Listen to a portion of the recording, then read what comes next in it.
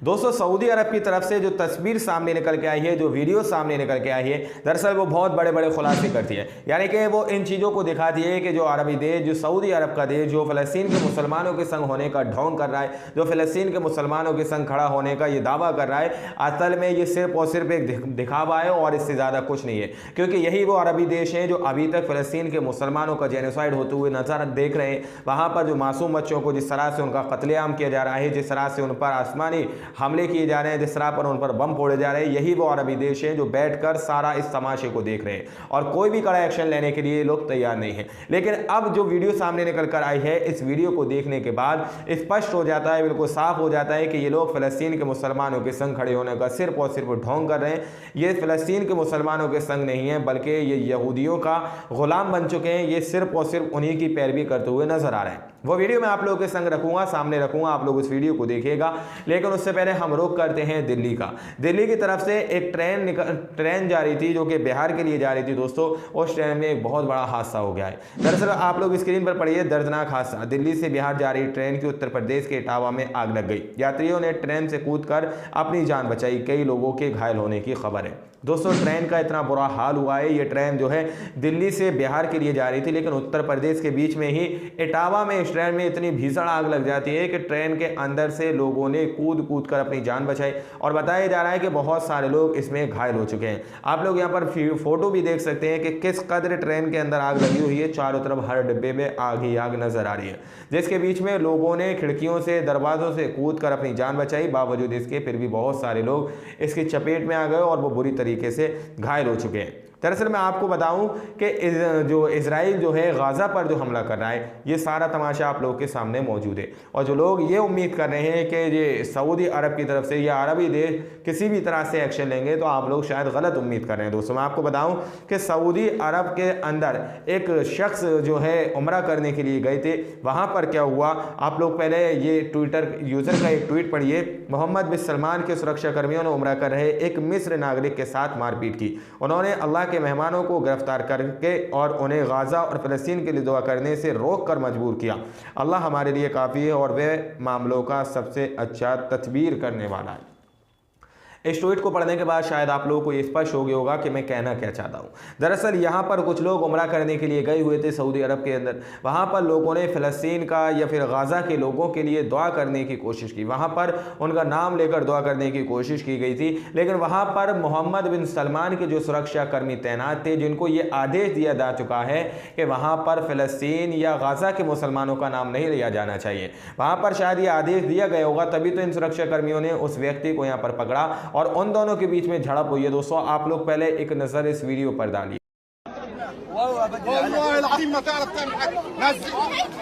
कि किस तरह से यहाँ पर लोग भागते हुए नजर आ रहे हैं, लोग यहाँ पर आपस में लड़ते हुए नजर आ रहे हैं। यहाँ पर जो मोहम्मद बिन सलमान की जो पुलिस है, उसने इस शख्स को यहाँ पर पकड़ लिया और रोकने की कोशिश की कि ये फ़लस्तीन के मुसलमानों के लिए और गाज़ा के मुसलमानों के लिए यहाँ पर दुआ ना करे, यानी कि उनका नाम लेकर दुआ ना करे। दरअसल मैंने आपको स्टार्टिंग में बताया था कि किस तरह से दिल्ली के अंदर भी इसी तरह का नोटिस दिया गया था। दोस्तों दिल्ली के अंदर भी फ़लस्तीन और गाज़ा के मुसलमानों के लिए दुआ करने के लिए वार्निंग दे दी गई है कि वहाँ पर फ़लस्तीन का या गाज़ा का या फ़लस्तीन के मुसलमानों का नाम नहीं लिया जाएगा। अगर नाम लिया जाता है तो फिर उन पर कड़ा एक्शन होगा। दोस्तों और ये खबर अब सऊदी अरब की तरफ से निकल के आ रही है, वहां से वीडियो सामने निकल के आई है कि मोहम्मद बिन सलमान के सुरक्षा कर्मियों ने वहां पर फ़लस्तीन और गाज़ा के मुसलमानों के लिए दुआ करने से वहां पर उन व्यक्ति को रोका। बहुत सारे यूज़र हैं, सभी ने इस खबर को शेयर किया है। सिकंदर ने भी इस खबर को शेयर किया कि मोहम्मद बिन सलमान के सुरक्षा कर्मियों ने उम्रा कर रहे लोगों को रोका। वहीं पर द मुस्लिम करके एक ट्विटर यूज़र है, उन्होंने भी बताया है कि जो शख्स उम्रा करने के लिए गए हुए थे वो इजिप्ट के थे। उन्होंने बताया कि इजिप्ट के सिटीजन थे, मस्जिद अल हराम में वो प्रे कर रहे थे, यानी दुआ कर रहे थे फ़लस्तीन के मुसलमानों के लिए, और उसी दौरान सुरक्षा कर्मियों ने वहां पर उनको पकड़ लिया। अब आप लोग ज़रा सोचिए कि जिस तरह से ये लोग जो फ़लस्तीन के मुसलमानों के संग खड़ा होने का दावा करते हैं, उनके संग खड़े होने की या फिर उनकी मानव सहायता पहुँचाने की दावा करते हैं कि हम फ़लस्तीन के मुसलमानों के संग हैं और हम इजराइल के खिलाफ हैं, इस तरह के ये लोग जो बात करते हैं, अब आप लोग सोचिए कि वहाँ पर सिर्फ दुआ करने पर भी इस तरह से सुरक्षा कर्मी उन लोगों को पकड़ रहे रहे हैं, अपनी हिरासत में ले रहे हैं। आप लोग समझ सकते हैं कि सऊदी अरब देश कितना ही फ़लस्तीन के संग खड़े हुए।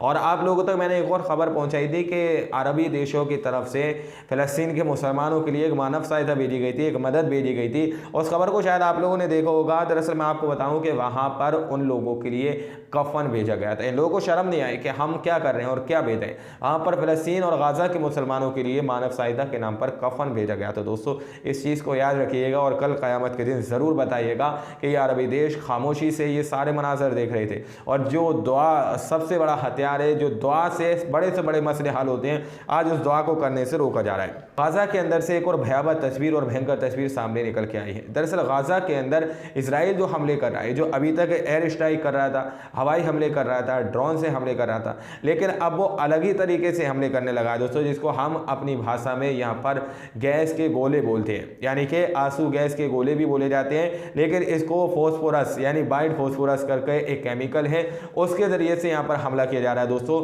आप लोग यहाँ पर एक मिश्रा मेरे ट्विटर यूज़र है, उन्होंने इस ट्वीट को इस दावे के संग शेयर किया है कि prove that Israel use white phosphorus in Gaza स्टडे। White phosphorus gas नुमा बम है, युद्ध से वर्जिश 7 अक्टूबर के बाद इसराइल पर आरोप है गाज़ा में इसका इस्तेमाल कर रहा है। अब वीडियो मिल गया, वो भी कल का। ये गैस त्वचा, लीवर, किडनी, बोन, हार्ट पर असर करते हुए इंसान को तड़पा कर मारती है।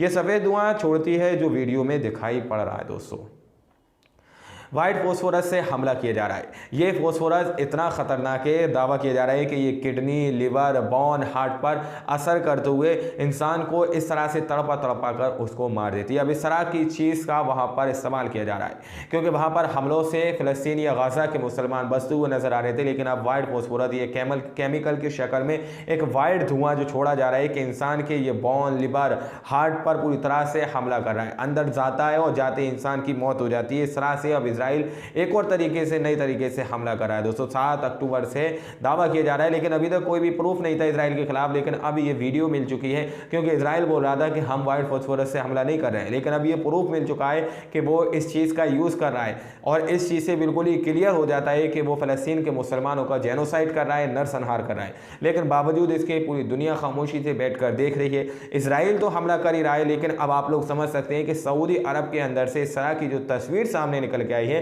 कि फ़लस्तीन और गाज़ा के मुसलमानों के लिए दुआ करने से वहाँ पर रोका जा रहा है। ये अपने आप में बहुत बड़े सवाल खड़े करती है। दोस्तों, आप लोग समझ सकते हैं कि आखिर इनके ऊपर क्या प्रेशर है, आखिर ये किसके लिए काम कर रहे हैं, किससे दबे हुए हैं कि फ़लस्तीन और गाज़ा के मुसलमानों के लिए यहाँ पर दुआ करने से रोका जा रहा है और पाबंदी लगाई जा रही है। दोस्तों, आप लोग समझ सकते हैं। आज की रिपोर्ट में इतना ही। बाकी आप लोग क्या सोचते हैं, क्या समझते हैं, अपनी राय कमेंट सेक्शन में हमें ज़रूर दीजिएगा। मिलता है अगली वीडियो में, जब तक के लिए अपना ख्याल रखिएगा।